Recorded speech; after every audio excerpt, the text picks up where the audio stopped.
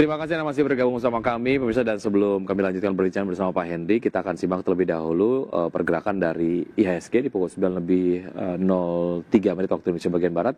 IHSG sejauh ini bergerak menguat dengan penguatan 0,29% di level 8.094,737. Kemudian sempat dibuka di level 8.099,645, menyentuh level tertinggi di 8.111,658 dan terendah di 8.093,836.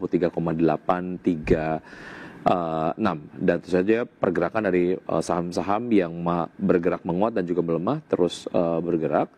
Dan berikutnya kita akan simak untuk pembukaan dari bursa-bursa utama Asia di pagi hari ini.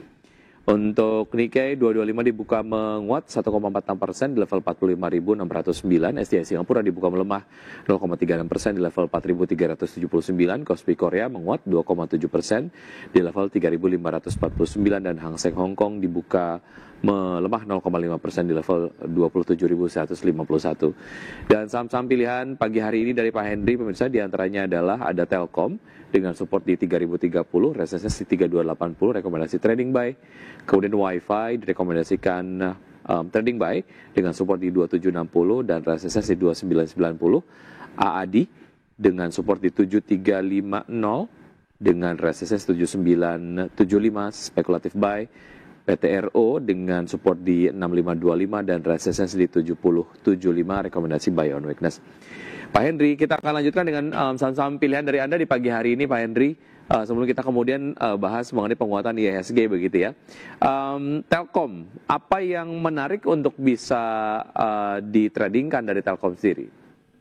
Kalau Telkom ya Mas ya, Telkom saya melihat bahwasanya dari sisi harga udah cukup terdiskon lumayan signifikan, di mana saat ini berada pada level support yang terjadi pada kurang lebih bulan awal September dan juga Agustus ya, awal Agustus, yang mana support ini saya lihat support yang cukup kuat untuk Telkom. Nah terus kemudian setelah itu juga kita lihat asing, pergerakan asing yang terjadi kurang lebih selama 2 pekan terakhir di sini saya lihat asing mulai melakukan akumulasi.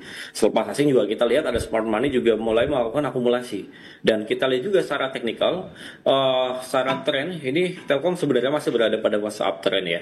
Jangka panjang, jangka menengahnya. Namun secara jangka pendek memang ini mengalami pelemahan. Kita melihat bahwa saya ada potensi terjadi reversal. Pattern yang terjadi itu pattern bullish harami, sehingga menurut saya ada potensi untuk Telkom terjadi penguatan, terjadi technical rebound, at least bisa terjadi kurang lebih bisa sepekan, dalam periode sepekan lah kurang lebih di situ sih Mas, ada potensi technical rebound.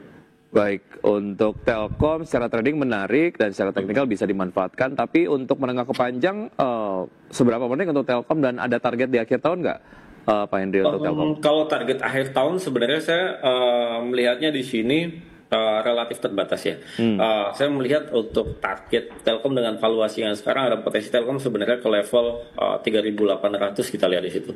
Namun 3.800 ini masih kita lihat kembali, kita ulas, kita melihat gimana kinerja keuangan ada di Telkom itu sendiri. Dirilis Q3 ini akan rilis ya Mas ya. Karena kan kita lihat Telkom secara fundamental bagus, namun ada rugi investasi yang relatif besar yang khawatir saya bisa menekan kinerja secara bottom line dari Telkom itu sendiri sih. Baik, dari Telkom kita bergeser ke Wi-Fi. Apa yang menarik dari Wi-Fi, Pak Henry? Kalau kita lihat WiFi ya Mas ya, seperti yang tadi saya katakan di sini, WiFi di sini kita lihat asing ya, pergerakan asing yang mengalami akumulasi, di mana akumulasi itu terjadi kurang lebih sepekan terakhir ya, yang mana trigger dari asing yang mengalami akumulasi terus menurut saya cenderung menarik. Selepas itu juga kita lihat pola pergerakan dari tren yang terjadi di WiFi sideways kurang lebih 2 bulan terakhir juga cukup menarik ya. Kita lihat ada potensi untuk WiFi di sini masih mampu mengalami penguatan, menjaga pada tren bullishnya ya, bullish di atas MA 20, 50 dan 200 untuk WiFi itu sendiri sih Mas. Baik, dari Wi-Fi kita ke AAD. Menarik apa AAD untuk spekulatif buy di perdagangan hari ini, Pak? AAD Mas ya. Ya. AAD di sini menariknya di sini kinerja keuangannya di sini kita belum lihat. Namun di sini saya lihat ada smart money, ada asing yang nampaknya sudah mulai mengkolek ini saham kurang lebih sebulan terakhir, yang mana akumulasi yang dilakukan oleh asing di sini didukung dengan tren pergerakan harga saham yang mulai mengalami penguatan. Selepas itu saya juga melihat bahwasanya ada smart money di ADI itu sendiri ya. Asing dan smart money yang ada di sini menurut saya masih bisa menopang pergerakan saham ADI yang sekarang sudah berada pada salah satu level terendahnya di situ ya. Oleh karena itu secara kompilasi dari sentimen maupun dari pergerakan harga ya, ada potensi menurut saya untuk ADI mengalami penguatan dalam periode sepekan 2 pekan. Namun untuk hari ini mungkin akan bergerak sideways terlebih dahulu sih Mas. Baik, dari ADI kita ke PTRO seperti apa Pak Henry?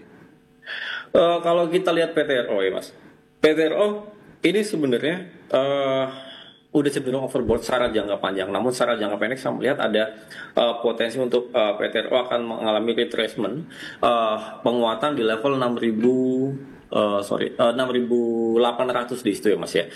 Kita lihat asing akumulasi, terus kemudian juga kita lihat bergerak masih pada fase uptrend. Oleh karena itu mungkin menurut saya Petro masih cukup menarik untuk kita watchlist. Namun Petro ini harus kita notice bahwasanya pergerakan harga saham yang sudah mulai penguatan signifikan perlu disertai dengan level stop loss ya Mas ya, karena pergerakannya sudah rally menguat signifikan dan sekarang bergerak konsolidasi. Nah kalau saya lihat Petro, apabila dia tidak mampu bertahan di atas level 6.500 sebagai level supportnya, support sideways-nya di sini saya rasa cut loss. Namun apabila dia mampu breakout di level 7.000 ya, saya lihat masih ada potensi untuk Petro mengalami penguatan kendati relatif terbatas di harga saat ini sih. Ya, Telkom Wi-Fi direkomendasikan trading buy, ADI direkomendasikan spekulatif buy, dan juga PTRO direkomendasikan buy on weakness.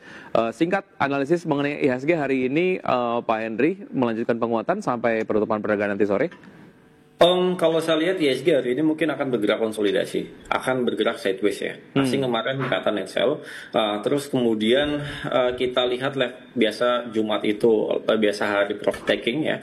Dan kita melihat sentimennya, kita masih melihat banyak sentimen yang akan dirilis sebenarnya nanti malam, namun sepertinya dibatalkan ya. Dan itu sentimen yang cukup penting menjadikan market akan cenderung wanti-wanti atau khawatir di situ. Overall kita lihat IHSG akan berpotensi sideways terlebih dahulu di level support psikologisnya, level 8.000 hingga level 8140 ya. Antara level tersebut masih akan bergerak pada range tersebut. Namun kecenderungannya menurut saya akan cenderung melemah terbatas. Baik, Pak Henry, terima kasih sudah bergabung sama kami di pagi hari ini. Semoga informasi yang Anda bagikan pagi hari ini menjadi referensi dan sumber informasi untuk pelaku pasar dalam menerapkan strategi investasinya. Namun, keputusan investasi kembali ke tangan investor.